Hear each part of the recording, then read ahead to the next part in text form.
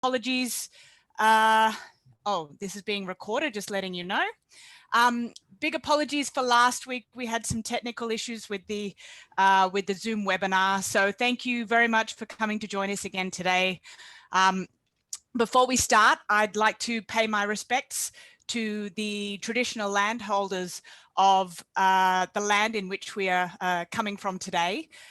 We're obviously spread out throughout Australia, but I'm zooming in from Wollongong, which is the land of the Dharawal people and the Wadi Wadi tribe. So I'd like to pay my respects to these traditional landholders. So today we have a terrific talk from another ARC Center of Excellence. This is from Dark Matter. And so today we have Maxim Goryachev, I hope I've said that correctly, from the University of Western Australia, and also from the ARC Center of Excellence for Dark Matter. And he's going to tell us a little bit about some experiments into some low energy searches for new physics. So thanks very much, Maxim. I'll leave it up to you. Okay, thank you for the introduction and for these opportunities to speak to you today. So yes, my talk will be about low energy searches for new physics. And in this talk, I represent the Center of Excellence for Dark Matter. So dark matter constitutes 23% of everything in the universe, which is much larger portion of everything compared to what we can or what we see. So this is a huge problem for modern physics. And the center is all about finding what dark matter is and studying its properties. Why I was so sure that dark matter exists is because there is an overwhelming number of signs that it is in our galaxies. Here is a short list of evidences. I'm not going to go through all of them, but I just want to highlight, for example, rotation of galaxies, where we have to add dark matter in order to fit our models to astrophysical observations. The problem with dark matter is that we don't know its properties. Particularly, we don't know masses of dark matter particles. And these masses can spread from thousands of tera-electron volts here down to 10 to the minus 21 electron volts. So it's a huge parameter space. And of course, we can't cover everything in just one experiment. So the Dark Matter Center supports quite a few experiments. So on the higher energy end, we have SABRE, LHC, and Cygnus. On the lower end, we have Axion searches like Organ and ADMX. And today in my talk, I'll talk about this end and even below this micro EV scale. So these are the four themes of the center. So it's about direct detection, precision metrology, LHC, and theory. I also want to acknowledge another Center of Excellence, which is called the Center of Excellence for Engineered Quantum Systems. And this center is all about designing quantum materials, quantum-enabled imaging and diagnostics, and quantum engines. So these quantum instruments and detection schemes help us in our searches for dark matter. So to show this, I want to highlight this conference which happened last year, and where they underlined that the future of searches for dark matter and generally for new physics is in quantum technology. So this is our lab. We have excellent students who participate in all of these experiments. And I also want to highlight our website where you can take a virtual tour of our lab. So this is the outline of my talk today. I'll start with some Axion searches. Then I'll move on to Lorenz invariance tests, quantum gravity, high frequency gravitational waves, and light scalar dark matter, where for the first time I'll show you some positive detections without actually claiming what that is. And finally, if I have time, I'll describe some R&D related to light WIMP. So this is the last part became possible due to our new center and due to our collaboration with the University of Melbourne. So I start with axions. Axions are hypothetical elementary particles which were invented to solve the strong CP problem. The problem is why the QCD respects the CP symmetry, and Axions are the particles which solve the problem. It also turns out that Axions are excellent candidates for dark matter. They have all the right properties to be dark matter. What's important for us that Axions do interact with light. So here in this diagram, you see that a photon can interact with an Axion, and the coupling is this parameter Ga gamma gamma, which describes the strength of Axion interaction with the electromagnetism. So typically, we have two phenomenological models. And since we don't know the mass, people present these models as a band on this kind of plot. So on the x-axis, we have mass of Axions. So we're talking about micro EV scale here, and milli EV scale. And this is Ga gamma gamma. So this is coupling to electromagnetism. And the QCD Axions would cover this yellow band here. Everything else on this plot would be an Axion-like particle. And you also can see a number of experiments which exclude those kinds of particles in various experiments. So how can we detect Axions? And we can detect it through the inverse Primakov effect. So the idea of this is we have a strong electromagnetic field. Typically in an experiment, they use strong DC field, so it's a virtual photon. It interacts with the Axions and produce a real photon. The frequency of this photon is related to the mass of the Axions plus minus some velocity correction. And this is how a typical Axion searching experiment would look like. So we have a cavity. You should think about the cavity like about an antenna. So it collects photons produced through the inverse Primakov effect. So since we don't know the mass, we also need a kind of tuning mechanisms where we tune our antenna on the Axion resonance. And then we have very low noise amplification stage, which gives us a kind of Axion signal. So this experiment was first implemented in the ADMX collaboration. So this is Axion dark matter experiment, which is probably the largest and the most famous one. And we are proudly a part of this experiment. So, so this is how it looks like in the lab. And since we don't know the frequency or the mass, we need to scan. And a figure of merit for such experiment is a scan rate. So how much of parameter space can we exclude in a unit of time? This is a complicated formula, but what's important for us that it's proportional to magnetic field B here, mode volume, quality factor of our cavity, and temperature. So it has to be at very low temperatures, very huge magnetic fields, and there has to be done some material science and very low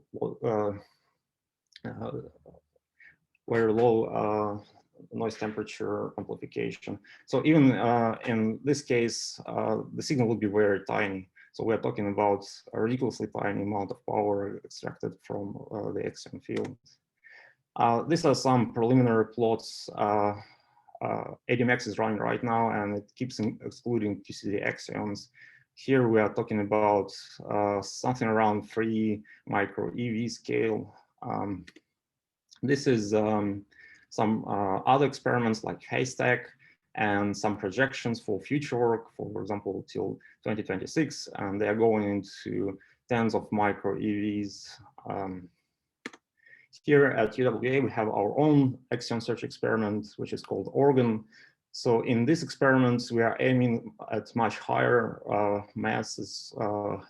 It is like something on the order of 100 micro EV scale or 15 to 50 gigahertz range. It's very well theoretically motivated by theories like SMASH. Also, there is a strange experimental observations at those frequencies using Josephson junctions. But this mass range is very complicated. So everything works against us when we go higher in mass. For example, mode volumes get lower, quality factors get worse, and temperatures, noise temperatures get higher. So these experiments are more challenging. So this was our first pilot experiment published in 2017. Where we had just a copper cavity, a semiconductor amplifier here. Everything was in at 4 Kelvin in the 7 Tesla magnet, and we were able to exclude a very tiny piece of the parameter space here. So you can see that the organ experiment is at much higher axion mass relative to the ADMX. And these were our projections at that time. So by now we have all three important ingredients for an axion search. We have a fridge. This is our new dilution fridge here. We have a magnet, which is a 12 Tesla magnet. We have a cryogenic translation stage, which is important for tuning. And we're also working hard on the detection side, where we are working with gigahertz signal photon detectors. This is a new technology which is supported by Axons. And these are our projection plots at this stage. So here we have the QCD axions, this band here. We also present ALP cogenesis, which is another important theoretical model. And this is what we can exclude using either semiconductor amplifiers or quantum limited linear amplifiers. But if we do have efficient gigahertz single photon detectors, we can immediately exclude the QCD axions, which would be great. In addition to implementing a traditional kind of heloscope, we are working hard on other detection schemes. For example, in this upload-download experiment, where we have the idea that what if instead of DC magnetic field, we have two real photons and we have a cavity, and let's design our cavity in such a way that those two modes are cross-polarized, so we maximize the interaction through axions. And if we do the math and we figure out what happens to the modes, we can see that we can produce either beam splitter interaction between the two modes due to the presence of the dark matter axions, or we can produce parametric amplification of these two modes due to the presence of dark matter axions. And this is what we call up or down conversion loop oscillator axion detection.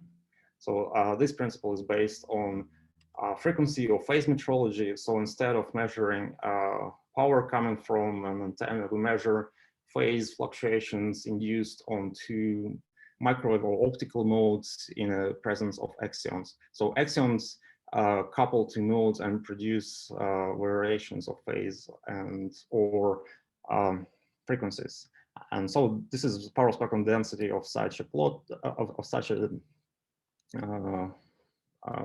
fluctuations produced by axions. And what's important here is that this power spectral density is proportional to the ratios of amplitudes, or the signal is basically proportional to the ratio of power stored in one loop to the power stored in the other loop. So the signal is not proportional to a bare amplitude, which is very important. So we don't need very high magnetic fields or very high powers, and we can achieve our goal just by tuning this knob and tuning the ratio of these amplitudes.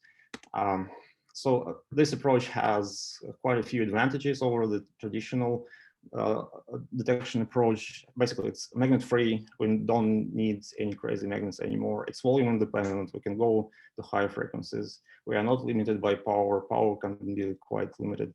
And the best sensitivity will be achieved at 4 Kelvin rather than at millikelvin temperatures.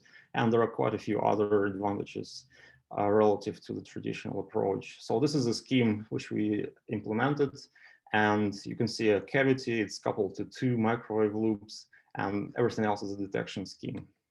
So this is how it looks like on a desktop bench. So this is a copper cavity with two modes, cross-polarized. It's tunable, and everything else is just low noise microwave electronics designed to support oscillations and a detection scheme. And this was our first result, which is a busy plot, but I will explain what it means. So this is axion frequency or mass. This is the coupling coefficient. This is the traditional QCD axion model band. This is alpha genesis, and this is our exclusion plot. It seems like it's not so sensitive as, for example, the CAST experiment or other experiments, but we have to, I have to say that this was achieved in a matter of tens of minutes in a setup which sits on a desk bench. So it's no cryogenics, nothing, but it's a very simple experiment. So by implementing a cryogenic scheme, we can achieve a much higher sensitivity and exclude at least alpha-cogenesis. And this is of course, much cheaper experiment than a traditional haloscope. At this point, I want to change gears and talk to you about something quite different, and this is about Lorenz violations. So Lorenz symmetry is something which is which relates to a model. It's not like something proved or anything. So it's something which can be broken in reality. And this was underlined by Alan Kostelecki and his colleagues in 1997 and 1998. And he basically said that the theory of everything can include those violations. And let's write down some standard model extension, which is just an effective field theory, which includes the standard model, GR, and all possible operators that break the Lorenz symmetry. And the idea behind that is that this standard model extension does not explain why that happens, but rather gives us a framework to compare different experiments which put bounds on those kinds of violations. So since then, they published tables of those coefficients in matter, photon, neutrino, and gravity sectors. And probably the most famous of those is the Lorenz symmetry in the photon sector, where we talk about symmetries of the speed of light, or a modern Michelson model experiment. And in this work, this is probably the most stringent limit on this kind of violation. They also say that Lorenz symmetry can be broken in other sectors, for example, the matter sector, where we talk about masses of elementary particles like electron, proton, and neutron, and this is what we are going to test in this work. So how can we test these ideas? Basically, this is to say that masses of elementary particles are different in different directions in the universe, and we can do this experimentally by implementing mechanical oscillator whose frequency is proportional to mass, and if the Lorenz symmetry is broken, the frequency would be proportional to the orientation of this mechanical oscillator in space. Instead of a bare mechanical oscillator, we would use a clock based on this mechanical oscillator, and then we can measure frequency variations of this clock, which we can directly relate to the Lorenz symmetry violation coefficients, these C numbers here. So because clocks are something we can actually measure in the lab rather than just some other parameter. So for this work, we use bulk acoustic wave cavity, which is an acoustic analog of a famous Fabry-Perot type of cavities. So instead of photon bouncing from mirrors, here we have a phonon bouncing from interfaces between the crystal, this gray slab here, and forming a resonance. This is a planar convex form. It is made to concentrate all the energy in the center of the disk, so we can clamp the disk at its edges. Typically we use piezoelectric materials, so we can effectively couple to the mechanical resonance, but we put those electrodes on the supporting structure rather than on the disk itself to achieve the highest possible quality factor. So here we are talking about frequency range between 1 megahertz and 1 gigahertz. We have 3 mode families, piezoelectric coupling, and extremely high quality factors reaching 10 billion. And this is what we use to build oscillators. So these are 2 quartz bulk acoustic wave oscillators. We put those on a turntable and basically measure frequency deviation between these 2. And this is what's presented in this first test of Lorenz symmetry using quartz oscillators. So in this work, we achieve frequency stability on the order of 10 to the minus 15. And using this number, we can deduce the neutron sector coefficient of 10 to the minus 14 GeV. And this is a few orders of magnitude improvement over all previous laboratory observation on astrophysical bounds. So I should underline that this was achieved with 120 hours of observations. So now we published another paper where we discussed how to improve this setup. And basically by now we have more than halfway, 1.5 years of observations. So we will be able to put even more lower bounds on these kinds of Lorenz violation coefficients. Here I switched to something related, and it is about quantum gravity. So this is another problem of modern physics where we have to find how quantum mechanics can be linked to gravity and how these two things can be linked together in experiments. And one idea was introduced a long time ago. And basically the idea is that the commutation relationship between your position and momentum of your mechanical oscillator can deviate from the standard commutator in a case where the mass of your oscillator is larger than the Planck mass. So by detecting all these violations, you can put bounds on quantum gravity. And this is the way to parameterize this idea. So you have your commutator here. This is the standard term IH bar. But in addition to that, we have this term, which is related to Planck mass and to momentum. And this beta coefficient is something we can put bounds on. So of course, modifying the commutation relationship would modify the your uncertainty principle, which you can measure in an experiment, but that will be very hard because it's hard to measure quantum fluctuations of a massive object. But doing this also means that we effectively modify our Hamiltonian, and an effective Hamiltonian in this case would look like this. So in addition to traditional kinetic and potential energy, we have a nonlinear term, which is fourth order in momentum, and it's also related to the Planck mass. So putting bounds on those kinds of nonlinearities in linear mechanical oscillator, we can put bounds on the quantum gravity modifications. So this is shown in this plot here. So we have mass of our mechanical oscillator. It's X scale here. This is beta, and these are the two experiments which we presented in this work. So we used the bulk acoustic wave devices, which we used also for Lorenz invariance. So this is this dot here. And we also used a sapphire split bar resonator in an optomechanical scheme in order to put bounds in even larger mass range. So, and now we also have a clear idea how to improve these bounds to be able to exclude those kinds of variations.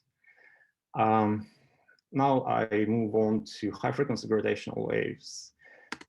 Before light interferometers like LIGO became operational, people used split bar resonators. Bar resonators to detect gravitational waves. One of them you can see here. This is a detector which is a bulk niobium bar, and it was constructed at UWA in mid-90s. And this was the first object to demonstrate optomechanical effects. And now all these kinds of detectors using acoustic waves or mechanics seem very outdated related to the light interferometers. But it might be not true if we change the objective of our research. So instead of low frequency gravitational waves, what if we are going to look for higher frequencies, say in the range of 1 megahertz to 1 gigahertz? And it turns out that using very high Q mechanical oscillators, we can achieve very reasonable and very good strain sensitivity. If we couple those devices to very low noise speed amplifiers at 20 millikelvin. And this is what we demonstrated in this work here back in 2014. And we also mentioned that those objects have multiple modes, and we can sample the frequency space in many places and get an idea or put bounds on all possible sources of high frequency gravitational waves. This is kind of sensitivity plot, so we have multiple modes. We can achieve something on the order of 10 to the minus 22 per square root hertz. And this is quite good, especially we can do this at millikelvin temperatures. Detector will look like this. So have an acoustic device, which is again our bulk acoustic wave quartz cavity coupled to a squid amplifier, this superconducting loop here, and simultaneously we can measure quite a few mechanical modes. So here you can see Nyquist noise coming from this high Q acoustic cavity, and we can simultaneously measure many of those. The first question people ask about this work is about possible sources at those frequencies. And we should recognize that these are mostly hypothetical objects, but there are quite a few theories showing that there might be something out there. For example, primordial black hole mergers or something like this. And we can't exclude them until we look and measure and put bounds on those kinds of objects. And this was summarized in this work here. This is a work by theorists and experimentalists showing all possible sources at higher frequencies in megahertz, gigahertz frequency range, as well as experiments or planned experiments in this frequency range. And I would refer you to this paper to look for sources. And this is the result of our work. We ran our detector for 153 days, and we were able to detect 3 events, very strong events. So this was from 2019 to 2020, and we saw only 3 events, one of which was quite weak, but 2 were very strong. And this is how a single event looks like. So this is a oscillator decay process. The decay time perfectly corresponds to the quality factor of our mechanical oscillator. So we are sure that it is produced inside, or at least related to the mechanical resonance. And it appears in 2 modes in all 4 quadratures of 2 modes. We can immediately exclude some of the possible sources, for example, weather, earthquakes, cosmic showers, things like that. But there are also a number of other possibilities, like we recognize that it might be due to some internal solid state processes in these crystals or some radioactive events. So now we are building a second generation of this detector where we have 2 antennas in parallel, and we were able to monitor the environment much better. So these results were summarized in this work, where you can read about the experiments and about all possible sources. It also has been pointed out by our colleagues that this kind of detector is sensitive not only to high frequency gravitational waves, but also to scalar dark matter. The idea here is that scalar dark matter modifies the Bohr radius, and by that it kind of pushes the resonator, and they related the dark matter coupling coefficients to the strain sensitivity of an antenna, and this was their exclusion plot. So we are talking about micro EV dark matter masses, and this is the coupling coefficients, and they put our work on this plot to show that it's possible to use to exclude some of these theories. There are quite a few ideas, very similar ideas out there. For example, this is another one using dark matter candidates called moduli. And that they also say that various mechanical oscillators can be used to put bounds on those kinds of dark matter in kilohertz to gigahertz frequency range. Again, they put our experiment to say that it's also sensitive and can exclude those kinds of dark matter candidates. Yet another work here showing explicitly how the fine structure constant of the electric magnetism is related to the scalar dark matter phi here. And this is the coupling coefficient. It also modifies masses of particles and QCD mass scale. But they actually say that it might be much more advantageous to use oscillators instead of bare mechanical resonators. And this is what we done in this work, where we used photonic, atomic, and mechanical oscillators to put bounds on fundamental constant, on variations of fundamental constants. So for the mechanical oscillator, we use again the quartz bulk acoustic wave oscillator. For the photonic degree of freedom, we use the cryogenic Sapphire clock, and for the atomic, we used an H maser. So by combining these three clocks together, we were able to deduce and put bounds on various dark matter coupling coefficients, and this is presented here by this red curve. It may seem that the sensitivity of our experiment is suppressed relative to other experiments in the field, but I should underline that all of those experiments use very basic analysis to uncouple those coefficients, and our technique employs a more general coefficient separation technique, so it's a more stringent bound in this sense. Now I move on to something else, and this is related to weakly interacting massive particles. So this is the plot which I have already shown to you. So I explained various experiments at this end of the story, but now I want to shift here. So as you can see, there is a huge gap between low mass experiments like Axion searches and probably more traditional ways of detecting dark matter on this end, and there's a gap, and still have to do something with this. And this is related to the cryogenic detector R&D work within the center, and this is the work we collaborate on with the University of Melbourne. So this is a type of exclusion plot which is used for WIMPs. Again, this is WIMP mass. Here we are talking about GeV, hundreds GeV masses, and this is cross-section or coupling. And these are various experiments in the field, famous ones like Xenon, One-Ton, Dama, Crest. And there are two ways to push further from this exclusion limits. One is to go down,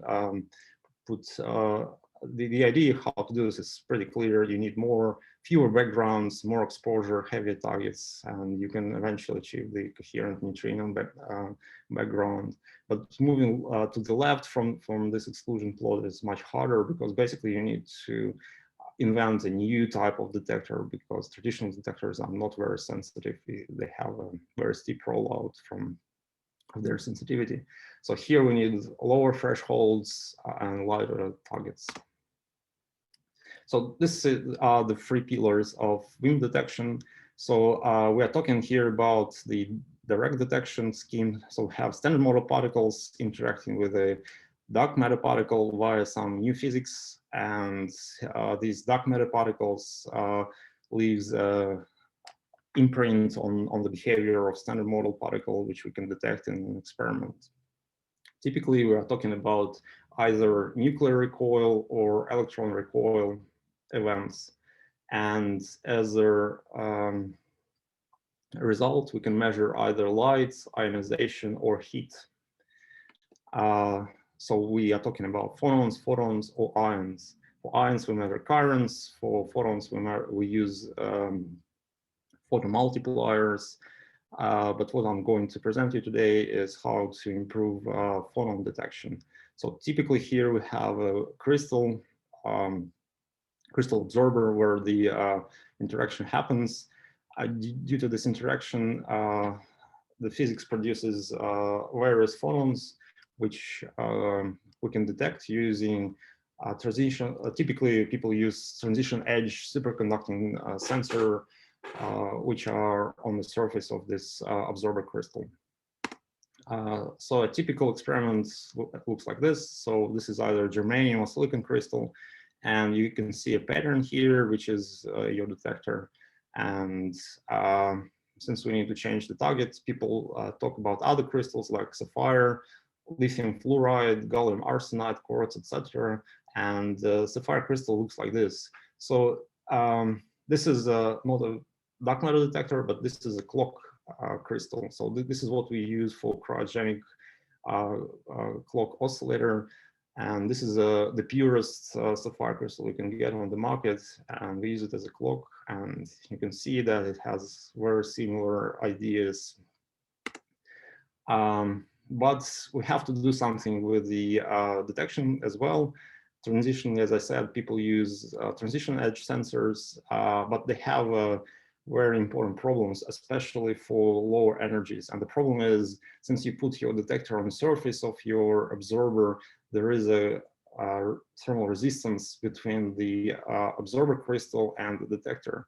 And once you decrease energy of your events, this resistance becomes more and more important, and the scheme becomes less and less effective.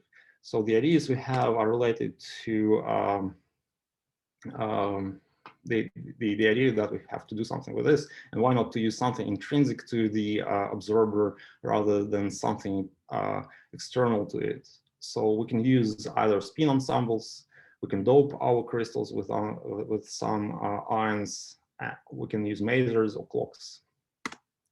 So the ion spin ensemble idea was proposed a long time ago in 1987, where they used erbium doped YAG, which is a popular optical crystal, by the way. And the idea is that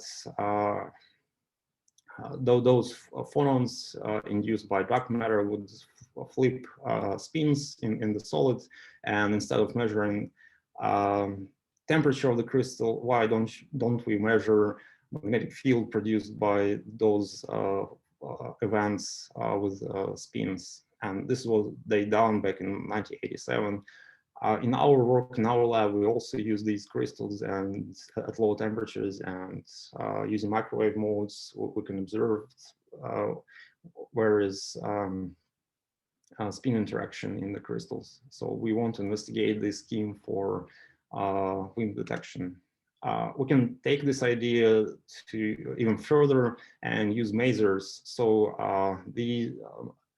for example, a maser based on iron in sapphire, it has a lambda scheme, and we can use this scheme to make a maser. And this maser was demonstrated in this work back in 2008. Why maser is because this is a threshold system, like a transitional edge sensor. So we can tune our maser to a point near the threshold and observe temperature variations due to by measuring output signal. So either we have no mazing or mazing by working near the threshold. So the detector would look like a perfect microwave clock in a crystal like this. Something very similar. This is a nonlinear clock where we can pump the crystal and induce the thermal bistability.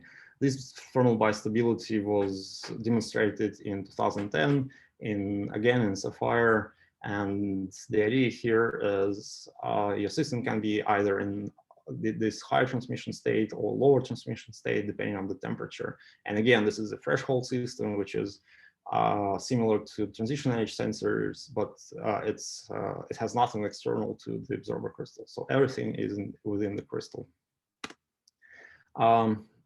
There's a very interesting idea of using superfluids for dark matter detection.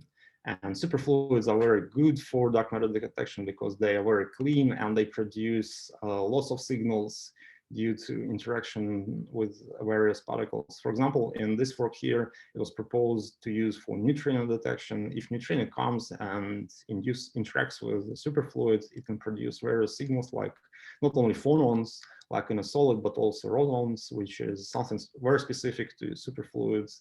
It can produce electrons, bubbles, things like that. And these things we can measure on the surface of the superfluid. We are working hard on this scheme, and this is our first superfluid helium measurements at UWA. So we have a microwave resonator, and we put some superfluid in it, and you can see some helium, and you can see that when we decrease the temperature around 2 Kelvin, we see the transition of the helium from gas into the superfluid, and we can measure that by measuring frequency of this cavity. And this is transmission from the cavity on below the superfluid transition and above the superfluid transition. There are also quite a few other ideas. People keep publishing papers on how to detect dark matter using various solid state phenomena, like, for example, optical phonons. This is again using a special type of transition edge sensors, magnons, basically spin waves in solids. They also propose to use defects in crystal in the optical range by doing spectroscopy of those crystals. And other ideas are related to superconductors and various quasi-particles in superconductors. There is a lot to do in the field, and at this point, it's still not clear which approach would be the best for light WIMP detection. In the end, I want to show you again this mass scale. So on one end, we have very famous, very big experiments like SABRE, Xenon, 1 ton, LHC, and they are doing a very great job in excluding dark matter candidates on this high energy end. But we also have very small, comparatively small experiments on this end using very precision, very low noise precision metrology, like frequency metrology and compact mechanical oscillators to exclude dark matter on this end. So both worlds at some point would need to collide somewhere here. And at this point, we just don't know where the dark matter is, but it is somewhere, so we still need to find it. So that's all from me at the moment. Thank you for listening. Thank you. That was a terrific talk, Maxim. Thanks very much. Thank you. I don't even know where Wally is in this photo. I don't know either. Excellent. But he's there. He's there somewhere. Okay, excellent. So for those of you who are just focusing, you can see if you can tell us where it is. The question and answers are open. So if you've got a question for Maxim on dark matter, please feel free to jump in there with a question. We have one already. So Kieran O'Hare has asked, with the upload-download experiment, how would you test or veto a potential signal given that you have no magnetic field that you can turn off?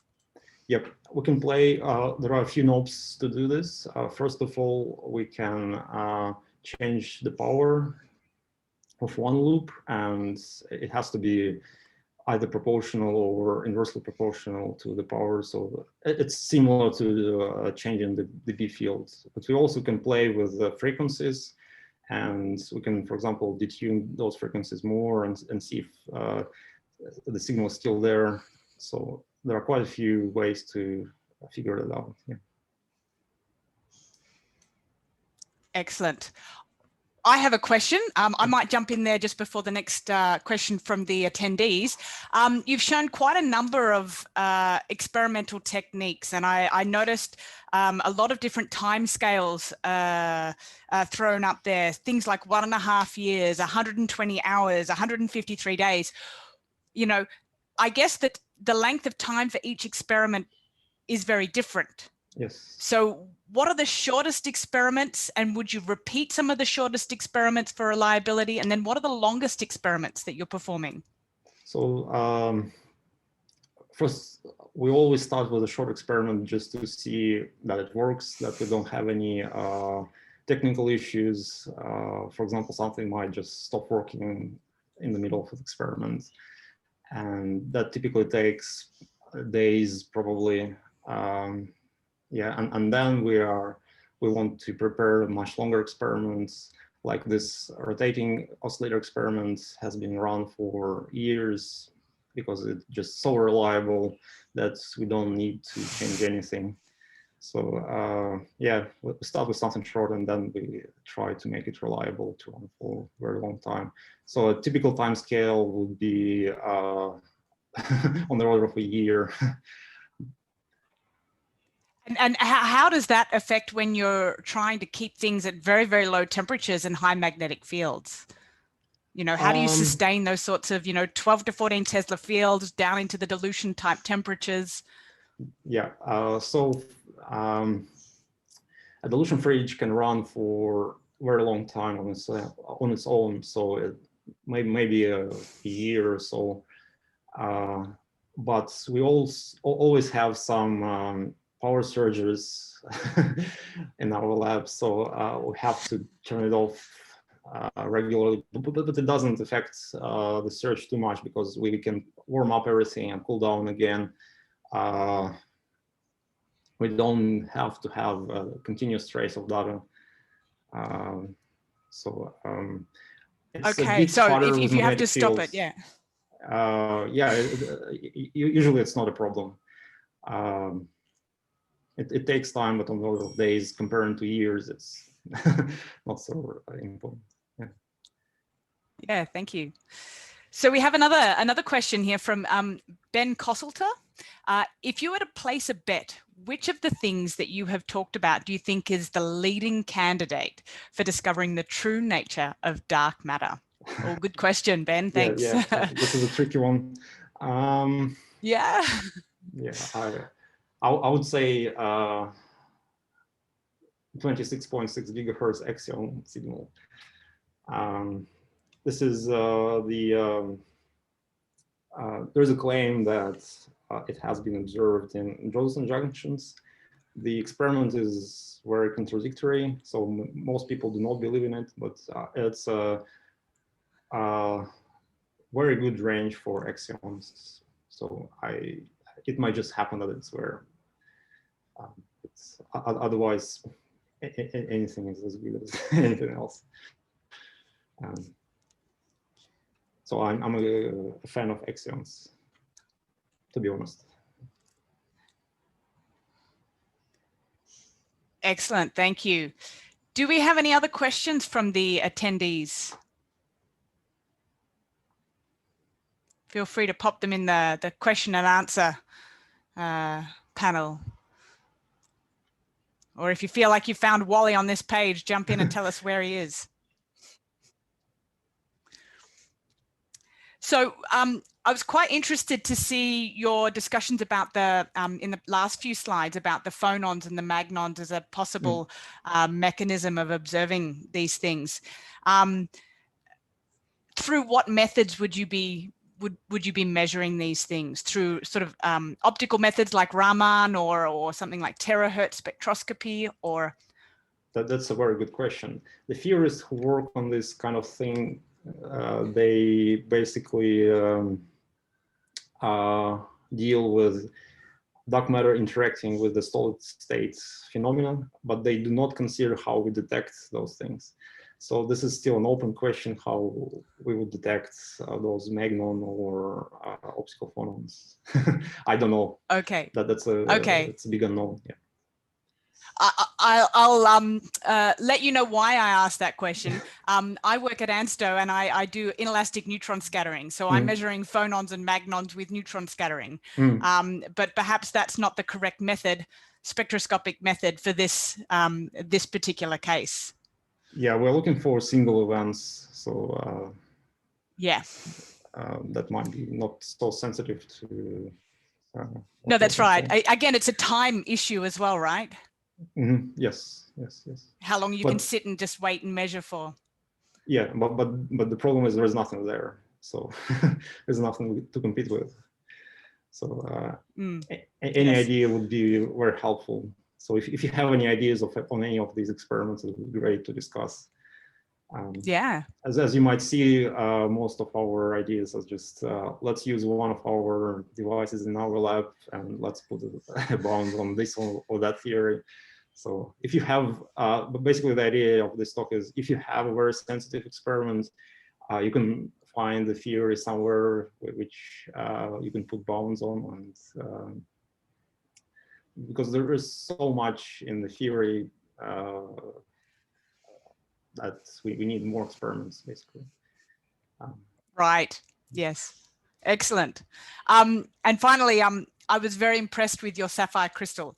That is stunning. Yeah. It is so transparent. Yes, yes. This clock, yes. So we impurities are on the order of points per billion. And, wow. Wow. Yeah, no, beautiful. And with this microwave technique, we can detect those concentrations. So it's very sensitive to very, very low concentrations, primarily because sapphire is an excellent microwave material.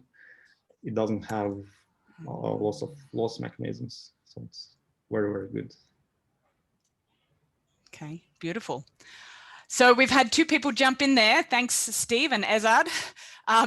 Wally is almost in the exact dead center, and Wally is below the second E in the wares to the left of the striped booth.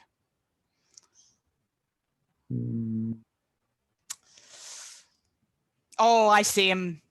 Here we go. Just for fun. Yeah, sorry, I can't see. Okay. Yeah. He's sort of hiding behind something just in here. Yeah. Thanks for that, everybody. Yeah. Are there any further questions before we finish up today? I don't see any others coming through.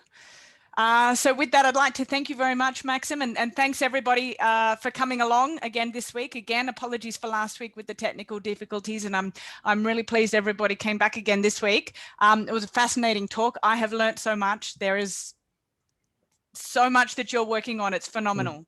So thanks again. Thank you. And yeah, thanks everybody.